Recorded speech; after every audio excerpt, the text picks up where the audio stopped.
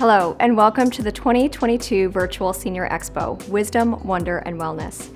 My name is Julie Konzik, and I'm the Program Manager of Adult Enrichment for Continuing Education at College of DuPage.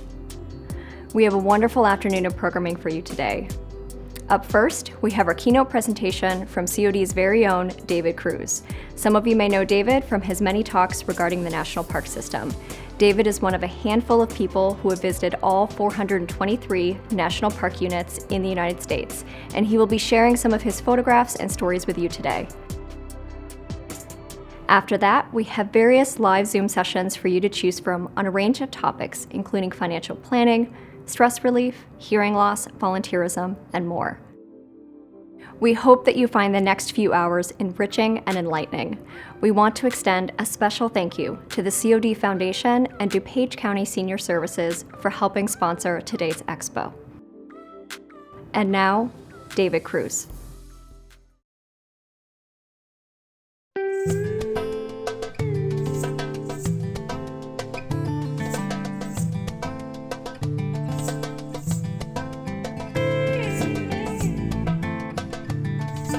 Welcome to the 2022 Senior Expo and Navigating the National Parks Preparations and Expectations.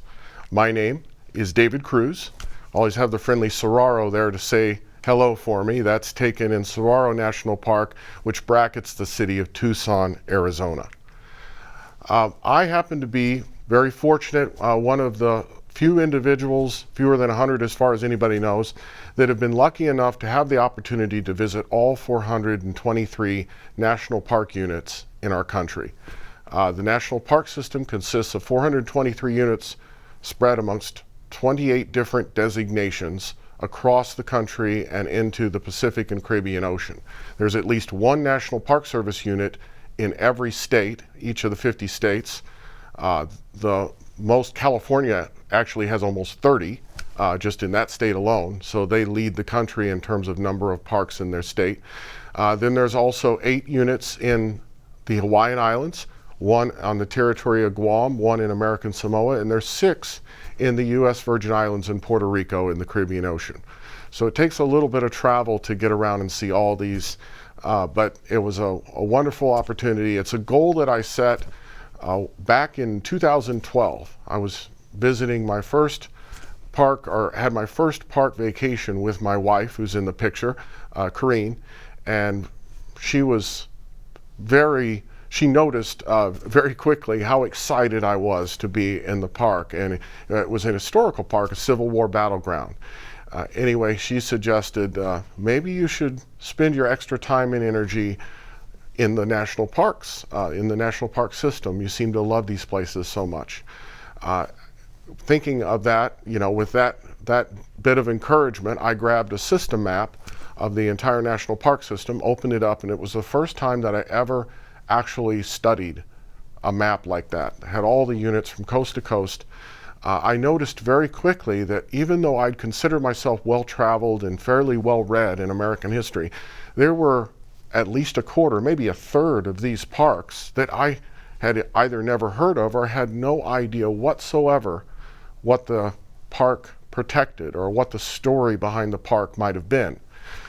So this got the idea in my head, understanding the places that I did know about, got the idea in my head, I bet all these places are spectacular in one way or another, offer incredible stories, fascinating history, and extraordinary landscapes and natural features.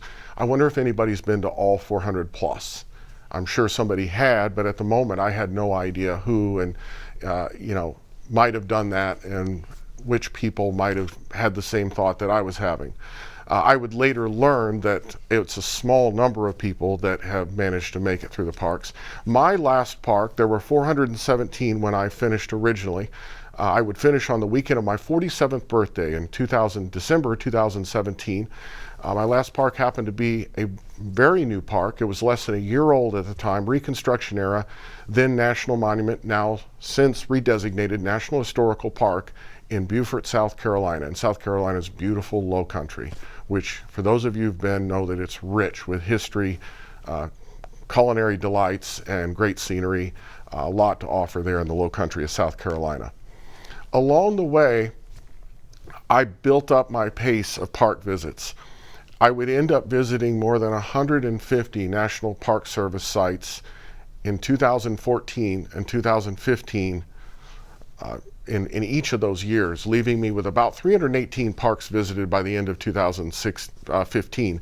Going into the National Park Service Centennial of 2016, their 100th anniversary, was a year-long celebration for the Park Service.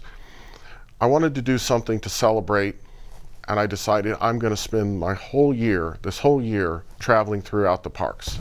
Before that year would finish, I would end up making it to almost 400 National Park Service sites, travel through all 50 states and the Caribbean territories. I would cover a little over 146,000 miles traveling to parks that year. I would hike about 700 miles on trails across the country in the parks. And as I was doing this, I was taking pictures on these hikes and of the experiences, also historical sites, battlefields, sharing them with friends and family on social media.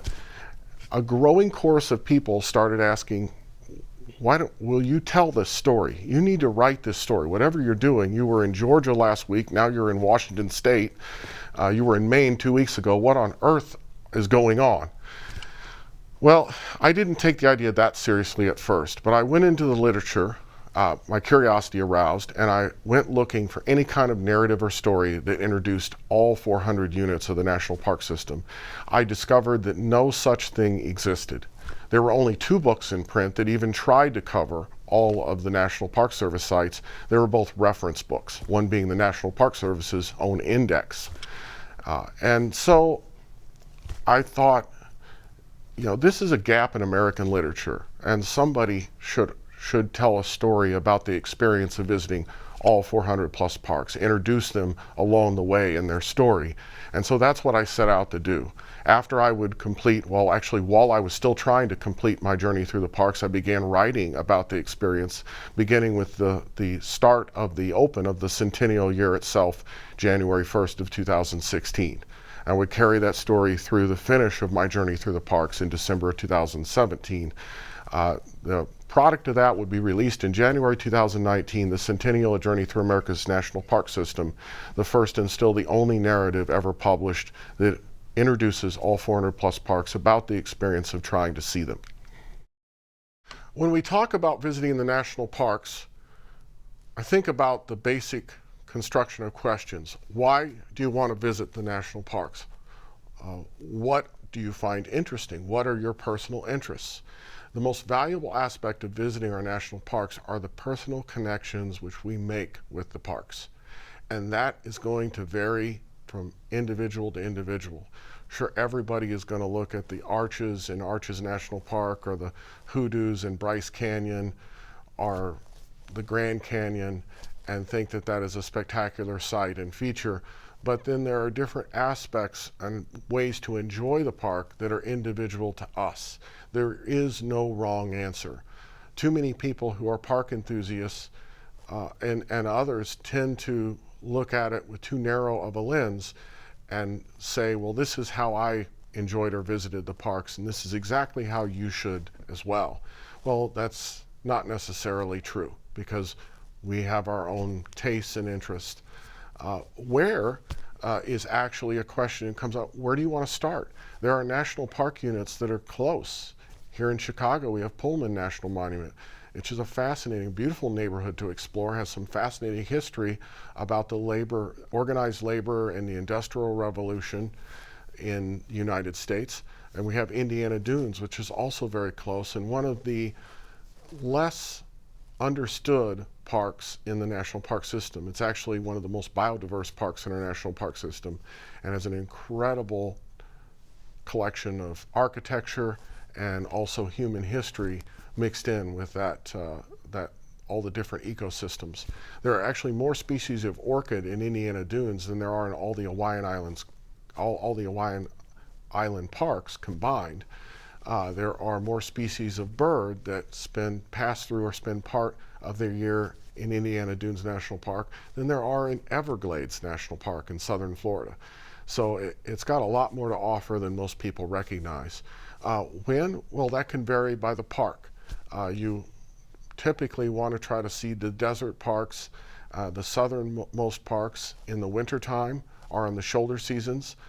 Death Valley is one of the most amazing parks in the National Park System, but I wouldn't recommend visiting it in July and August when temperatures often get above 120 degrees. Likewise, you can't really see a lot if you visit Glacier National Park in the middle of winter. Going to the Sun Road, which traverses the park, is closed. It's covered in snow. So you really need to see, to explore that park, you really need to see it in the summer. And then how? Well, there are a lot of answers for that too. Many people use RVs. I did not. My wife and I confined our travels to, we chose to emphasize day hikes, and we would find some sort of lodging that had a bed and running water at the end of these 15, 20-mile hiking days. That was how we chose to see the parks, and we got to see quite a bit of them using that. Other people want to go out into the backcountry and camp or do long backpacking trips. That's great too. I get to see a lot of the wild and the wilderness areas of these parks in that way. So there is no wrong answer for how one approaches it. It's something that matches your individual taste and suits your personal interests.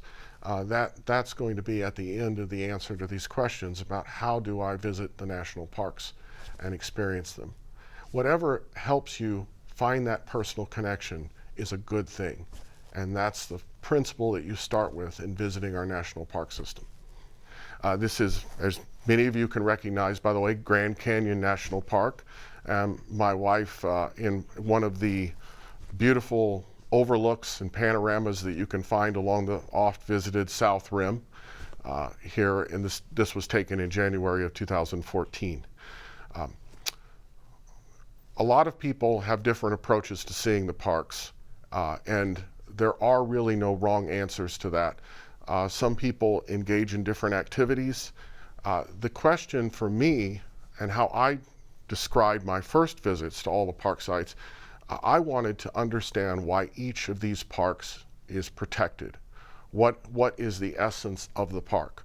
What are the major natural features, or what's the major historical narrative, or personal narrative in many, many cases, that summarizes this park and explains why it's part of our national park system. That was the type of experience that I was after. And I would find a huge variance in those experiences and stories. The diversity in our national park system is one of its greatest single features. There's literally something for everybody in our parks. And that's reflected in some of the classes we've done here for the College of DuPage.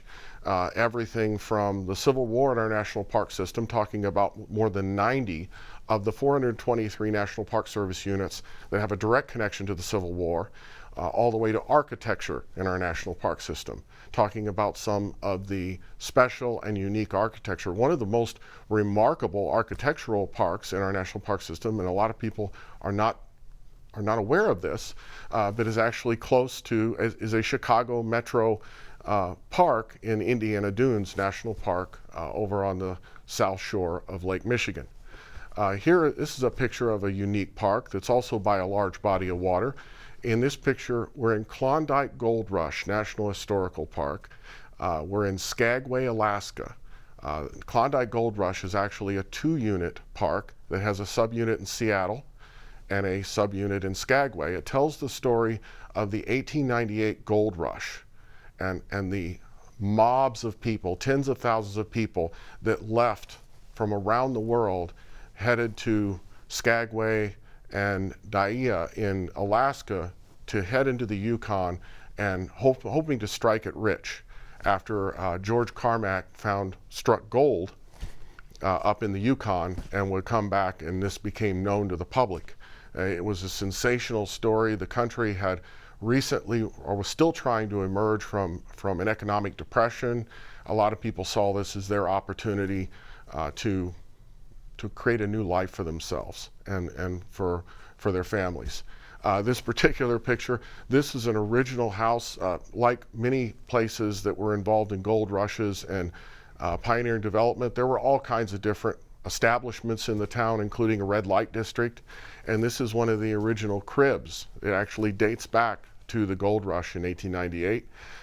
That's what they called these little houses of ill repute that spread along spread amongst the other establishments along this red light district in Skagway, and you can see my wife there enjoying the label over her head. We would visit parks with such a wide range of experiences and scenes. We were talking about Skagway, Alaska, and the rugged Yukon mountains that are interior to that park site. We go all the way from there to the Caribbean Ocean. Here we're looking at Coral Bay, late in the early evening hours, from the middle, or the road that crosses right through the middle of the island of St. John in Virgin Islands National Park. Virgin Islands National Park actually covers about 2/3 of the land area on the island of St. John. About 50% of the island was originally donated by the Rockefellers to make this national park. John D. Rockefeller Jr. and his son actually had a major role in the development or creation or expansion of over a dozen different National Park Service sites, units around the country, in multiple designations. So their gift of half of the land area on the island of St. John would become Virgin Islands National Park that we know and love today. We returned to Alaska in our dizzying trip and talking about different kinds of parks, and some parks are accessible for travelers. You can just show up and explore the park like a Civil War battlefield.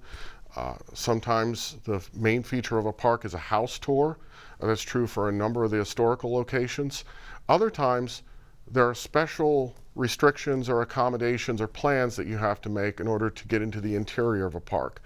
This is the case in the park whose namesake happens to be the highest mountain in all of North America, and that of course is Denali, used to be known as Mount McKinley. And you're looking at a picture of Denali right here in front on your screen. This was taken just this past August when my wife and I happened to take the bus to the Eielson Visitor Center about 67 miles into the 97, 98 mile park road that goes into the interior of Denali. To get past the first 15 miles of that, which stops at a place called the Savage River, you have to be on a bus. With some unique exceptions thrown in, you have to take a shuttle bus, get a ticket, and take these shuttle buses that take you on into the interior of the park. Unfortunately, very few people are going to see this view, not just because Denali is very, very hard to see, because the top of the mountain is actually covered in clouds most days in the year. About 80% of the days in the year you don't see the entire mountain because it's so high that the clouds cover the summits.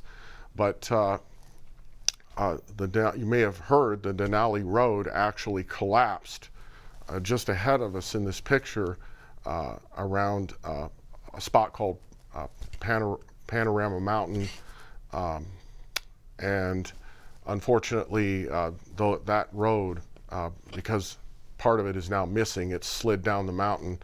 It ran on top of a submerged subsurface glacier which is melting. This road is no longer passable all the way to Eielson, so the buses will have to turn around at about the 45-mile mark. There are all kinds of things that one should keep in mind when planning visits to parks. Check the park website on nps.gov and read about current conditions in the parks. If you still have questions, even call the Park Service itself and ask them about current conditions, or if there's anything that's unclear from the website. That is a great place to start when you're thinking about visiting a National Park Service unit, whether it be historical or natural.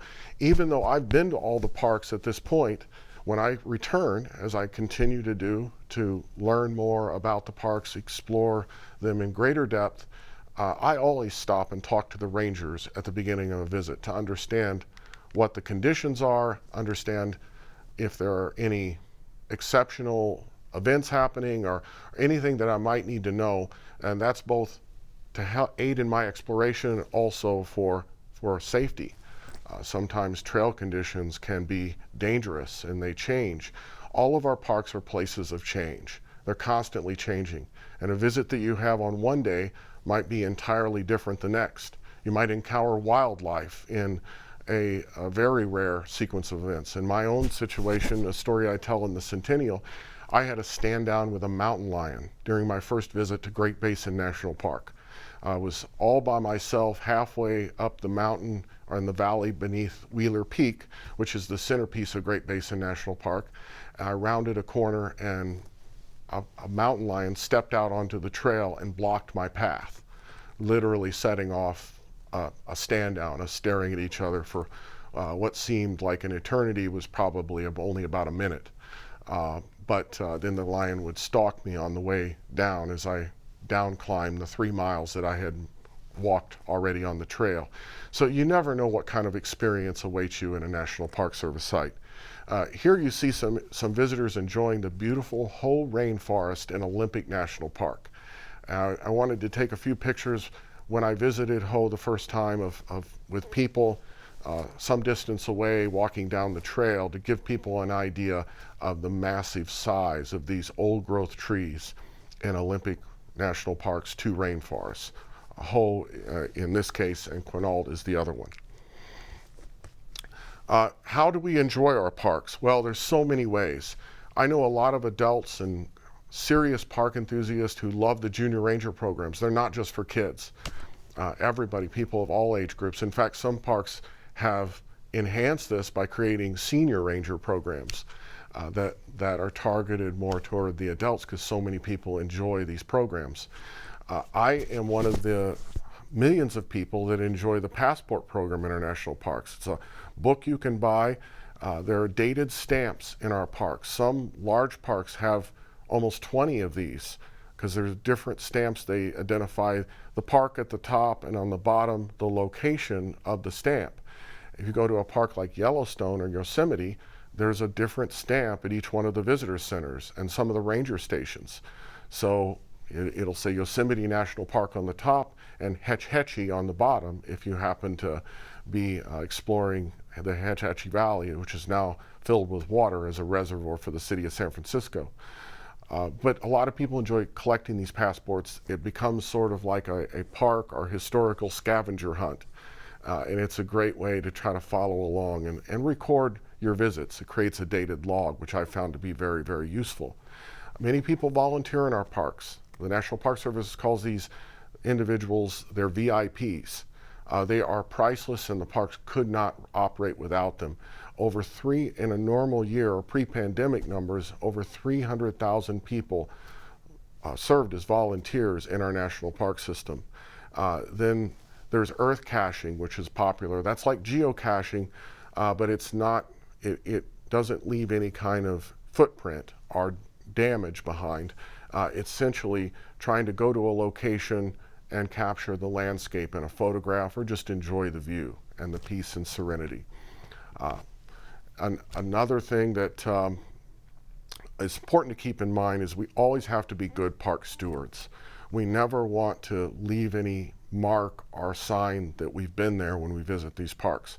A lot of people think that doing something small, like building a little rock cairn or taking something from the park, is trivial and it's not a big deal. But you have to keep in mind, what if 1 million people did that every year? It would start to scar the landscape or seriously be a serious detriment to the natural resources the park protects. And so for that reason, we really want to leave no trace, regardless of how we choose to explore the parks. I mentioned that many people enjoy the Junior Ranger programs. I had never ever participated in one. It just wasn't how I preferred to read the materials, the interpretive panels and other materials and exhibits, and then go out and explore and see it with my own eyes, and that is how I learn. Other people learn differently. My wife is an audiovisual learner. It's really important for her to see the park film if she's at a park she's never seen. And by the way, she's just tagging along with me. She's made it to over 280 of these spots.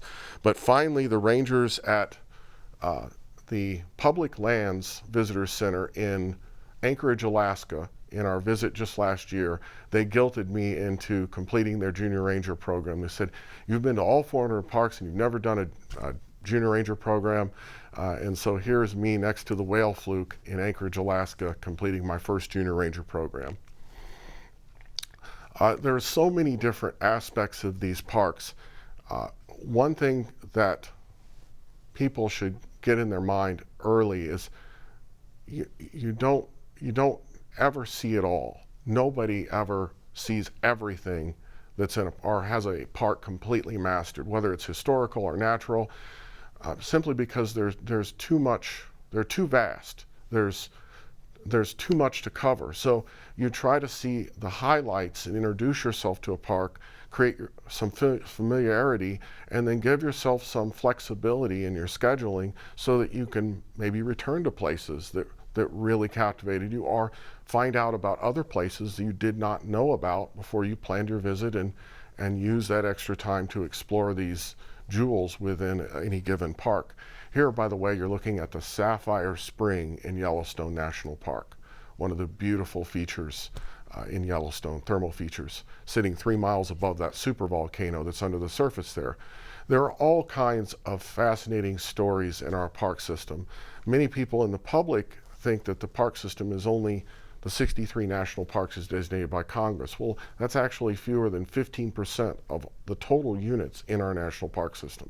Here we have a couple of pictures from 2 of the historical parks. One that has a very literary theme, and Edgar Allan Poe National Historic Site in Philadelphia, Pennsylvania. It's a surviving home that Poe lived in while he was active as a writer, and now it serves as a National Historic Site to tell the story, Poe's story. And then also New Bedford Whaling Museum in New Bedford, Massachusetts. For several decades in the mid-1800s, more whaling ships called New Bedford their home port than all of the rest of the world combined. So it really was a remarkable history. It was also one of the few lines of work that recently freed men who were escaping slavery in the South, one of the few lines of work where they could find employment on more or less more equal terms, because when you're out on a sailing vessel, everybody has to pull their weight, and there's there's an equity to it that is kind of woven into the nature of the job. People's lives depend on it.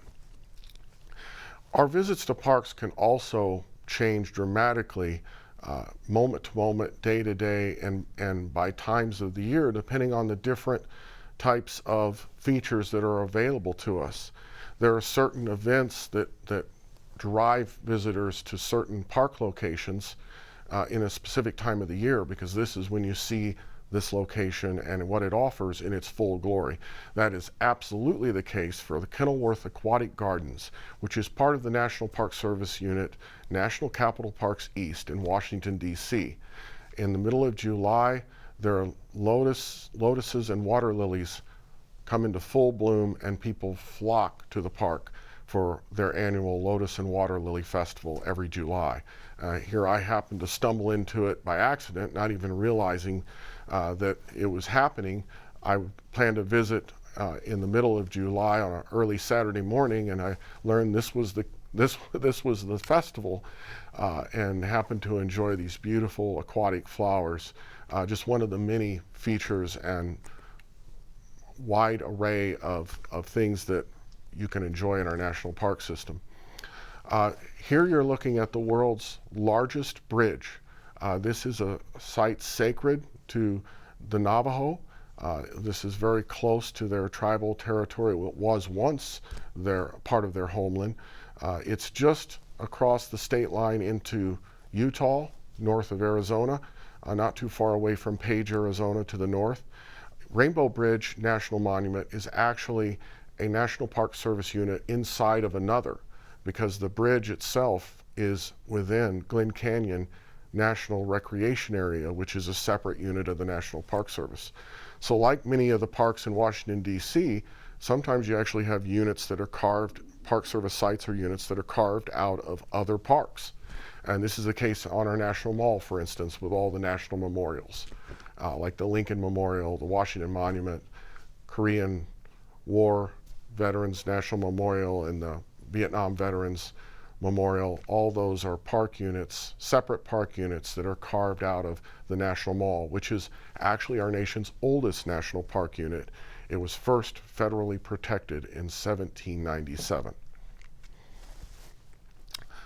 Here we have one of the many views from a park that I like to say is at least 4 parks in one. We're looking across the Piedmont of Virginia from Skyline Drive in Shenandoah National Park. When you drive the 100-mile-long Skyline Drive, which rides the crest of the Blue Ridge Mountains in Shenandoah National Park, you get a whole different collection of views depending on whether you're going north or south, or depending on whether you're doing it in the morning with the sun shining directly on the Piedmont to the east, or to the Alleghenies to the west and the Shenandoah Valley that runs between them.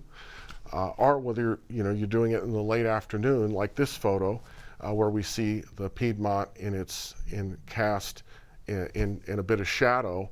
You see them in profile, and I love these views of some of the mountains and mountainous country throughout our nation when they're in profile.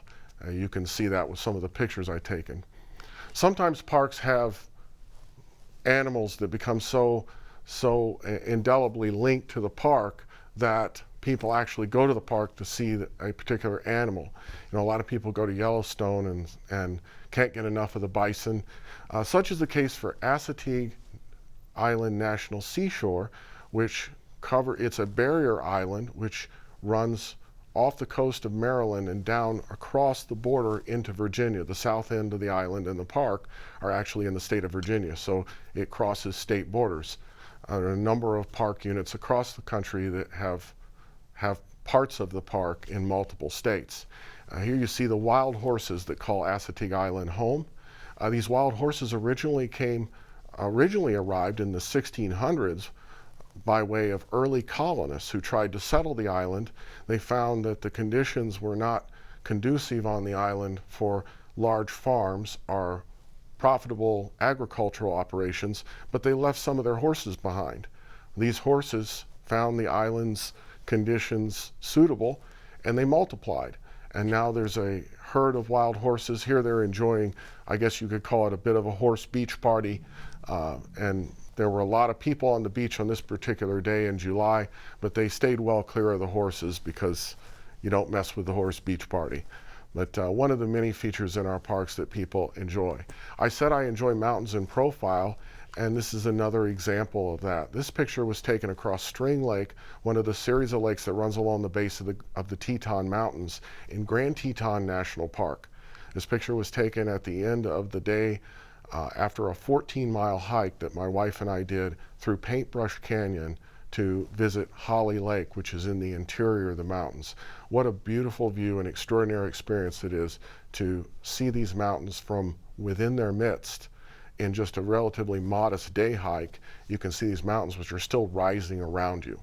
And so for that reason, the true joy of Grand Teton is the experience of getting into the canyons and hiking in the park. It's a hiker's paradise, some people have said. One of the more popular hiking parks in our national park system. Many people who visit Grand Teton, though, they don't take the time to do those day hikes, and they drive past and just look at the mountains from the valley below. And that's still a beautiful view, but it's really leaving the best of the park behind. Many of the people who might do that at Grand Teton have worn themselves out to the north in Yellowstone National Park, seeing sights such as this one. This is the famous Morning Glory Spring in the Upper Geyser Basin in Yellowstone National Park, not too far away from Old Faithful. The most challenging parks, people often have asked me, what are the hardest parks to see? Well, certainly Guam and the National Park of American Samoa, because they're around on the other side of the globe. The National Park of American Samoa is in the only U.S. territory south of the equator. You have to fly to Hawaii, and then you fly another 2,500 miles due south from Honolulu over the open ocean to get to Pongo Pongo, the capital city of American Samoa. Aniakchak National Monument and Preserve on the Alaskan Peninsula is at a point where the Bering Sea and the Pacific Ocean come to within about 45 miles of each other. The peninsula is narrow in this spot, and that park and this 6.5 mile diameter volcanic caldera, which is left behind there and is the main feature in the park, is battered by storms. So much so that there are very few days when planes can fly visitors down to see the caldera and see the park from King Salmon, Alaska, 130 miles to the north. Only about 100 to 150 people a year make it to Aniakchak. Likewise, Bering Land Bridge is also off the Alaskan road system. Of the 23 national park units in the state of Alaska, only 4 are directly connected to the Alaskan road system. So you got to get in a plane or get on a boat to see the rest of those parks.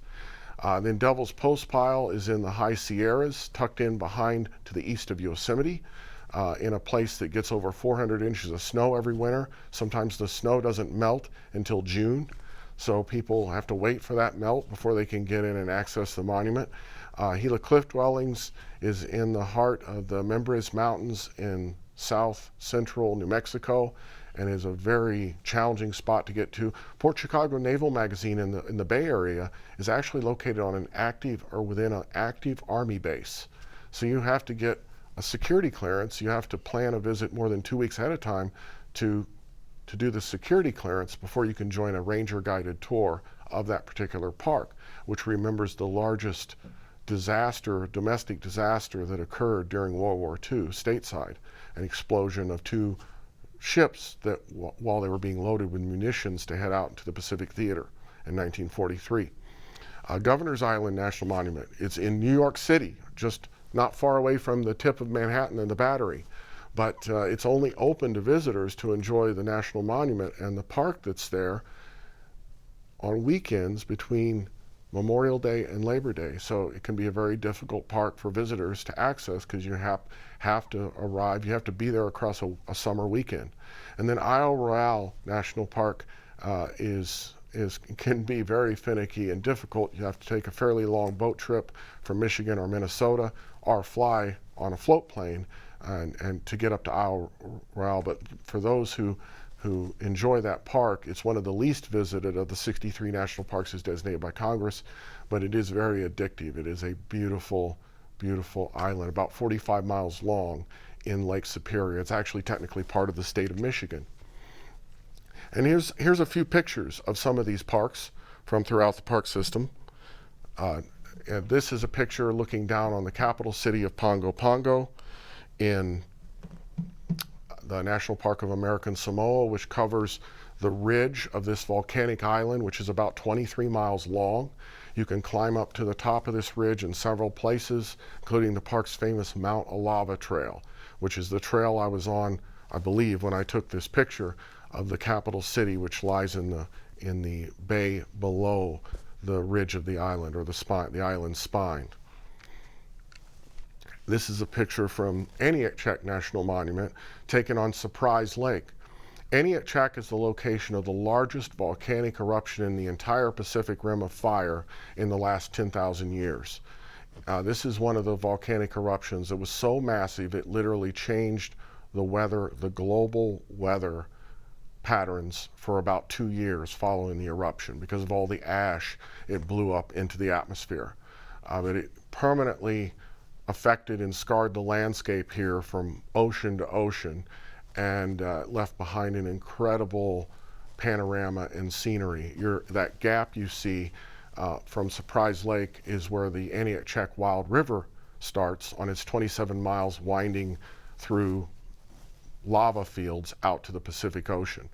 You've got to take, or most people of the 150 that get there every year, most of those people take a float plane from King Salmon. Here's Devil's Postpile, the park that's buried in the heart of the Sierra Nevadas, just to the east of Yosemite. This park is completely covered with snow in the winter and oftentimes into the early summer. But this is a particular park that was created by an igneous intrusion, a volcanic eruption. As the Sierra Nevadas were rising, this volcanic eruption came up, hit the surface, and it was blocked from flowing like lava would normally try to, because the scientists believe because of an ice dam This happened during an ice age event, or when there was heavy ice in the Sierra Nevadas, and it blocked this lava, so it cooled in one spot and created these very unique hexagonal columns that you see in the formation.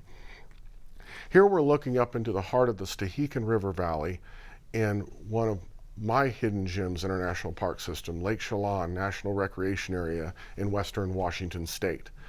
The Lake Chelan is a 51-mile long lake, which many people have called an inland fjord. It was carved out by ice during the last ice age. Most of Washington State was covered by a massive sheet of ice called the Okanogan Lobe. And part of that sheet of ice cut through this valley in the heart of the North Cascades Mountains, which are all volcanic and extend from Lawson Volcanic National Park in Northern California all the way across the Canadian border. But it cut through the heart of these mountains into the current location and gouged out the two basins, Lucerne and Wapato, that make up the lake today.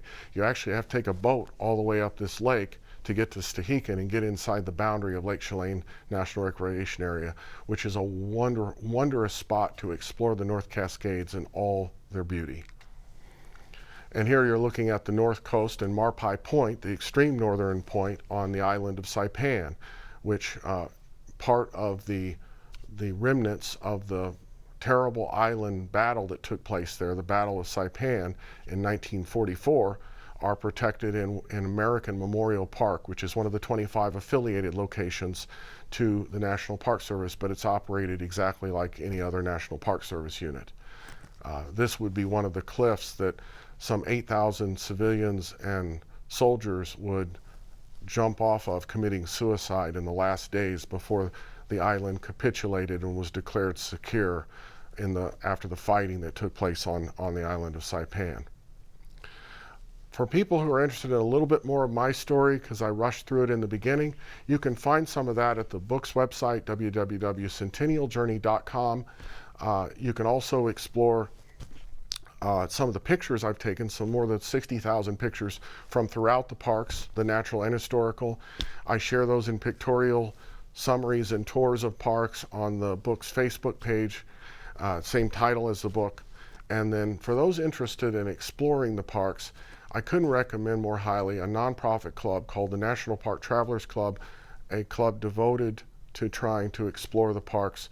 There's an incredible wealth of knowledge there. In fact, it was connecting with the individuals in the National Park Travelers Club that allowed me to visit parks almost on a full-time basis from early 2014 on. And it just made it my passion. It was a way to connect my childhood passions to my present circumstances, and I happen to be lucky enough to have the opportunity to enjoy that. I would never have been able to make the journey happen like it did, though, without the help, assistance, and guidance from people more experienced than myself in the National Park Travelers Club. I would also add to this list, check out www.nps.gov. That's the National Park Service's site.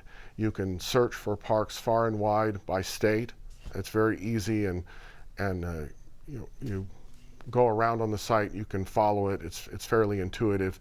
That's a wonderful place to start your journey and get information about visiting the parks.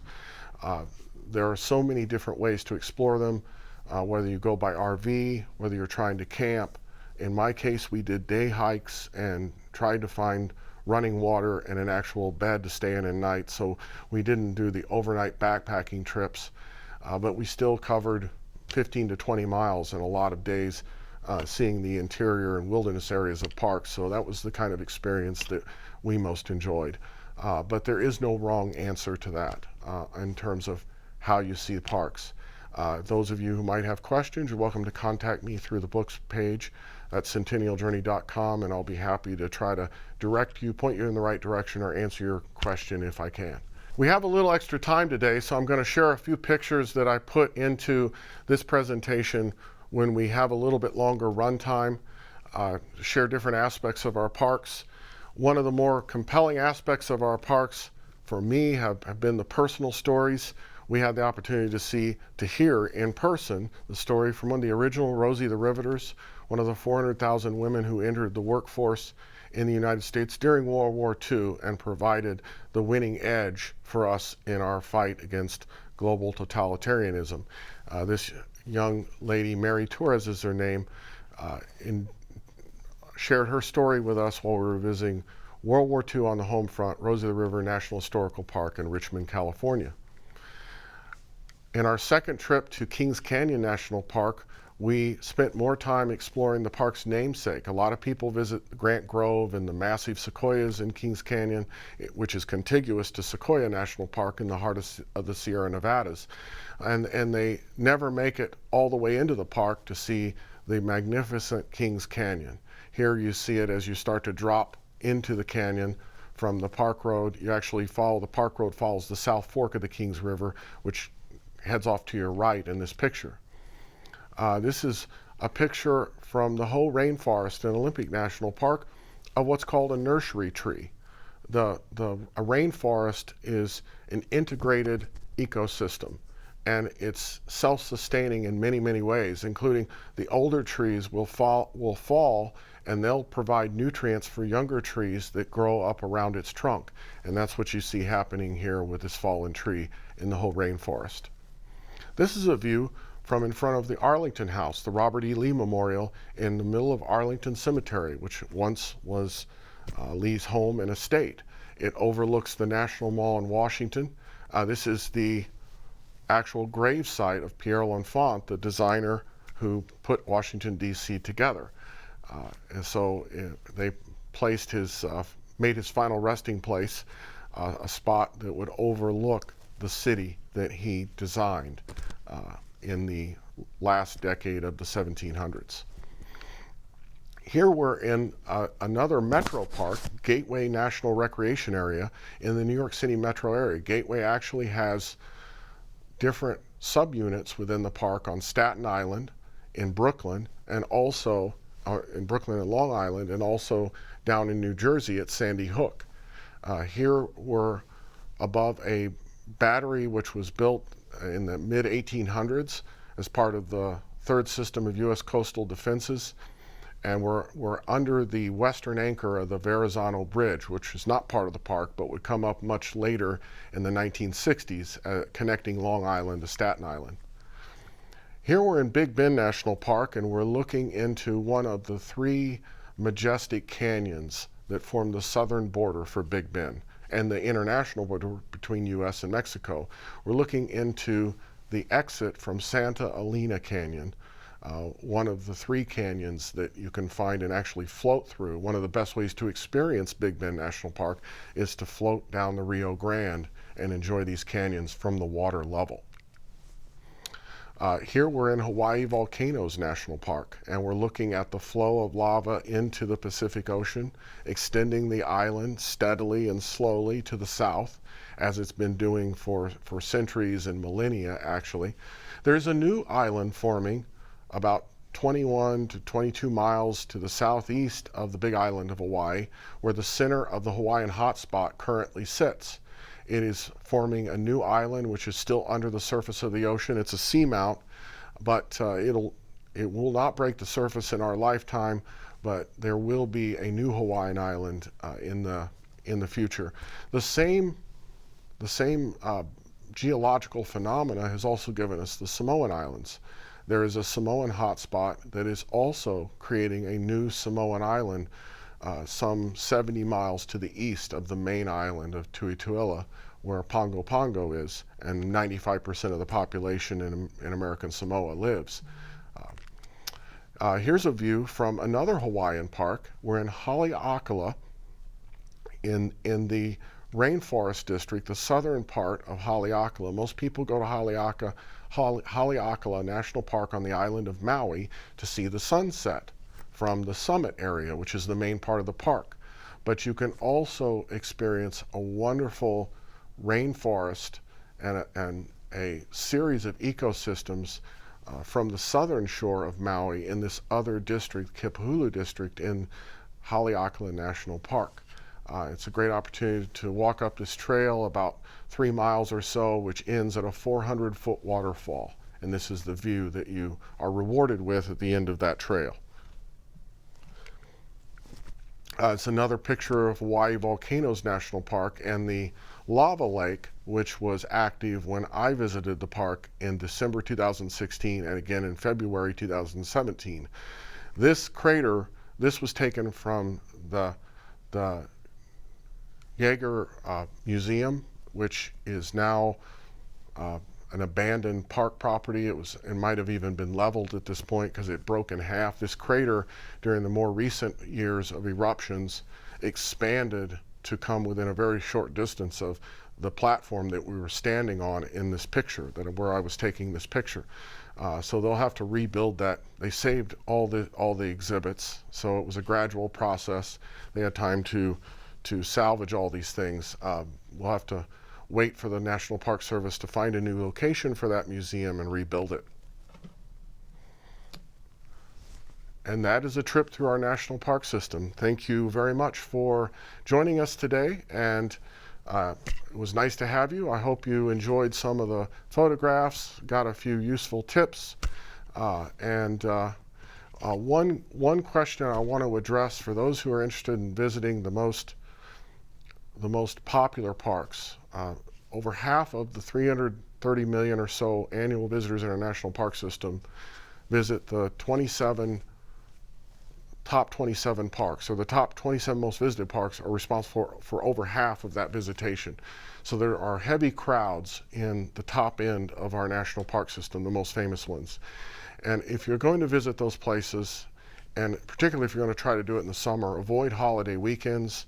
Plan to start your days very, very early. And the best time in the summer is to try to target the latter end of August or early September. You can still visit the mountainous parks like Sequoia Kings Canyon or Yosemite, Yellowstone or Glacier in that time of year, because in the last part of August, a lot of the families quit traveling to parks to begin the school year. So when the kids go back to school, that takes off some of the burden and some of the visitation for the parks. So it's possible to visit them in the summer if you target late summer. July is probably the worst time to try to visit some of those parks because that's when they're the most crowded. So just a little tip to throw in there, and there are many, many more to share. But hopefully you got an idea, and thanks for coming, being a part of this today. We enjoyed it.